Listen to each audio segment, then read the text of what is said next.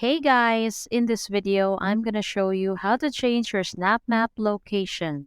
So let's get into it. First of all, sign up for a reliable VPN provider. Our pick is Surfshark. Download Surfshark from Google Play. Open the VPN app and head to Settings. Enable the Override GPS location option. Open your phone settings and locate your build number.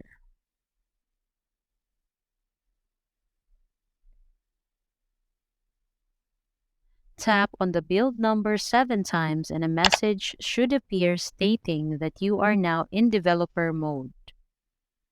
In the developer options, scroll until you see Select Mock Location.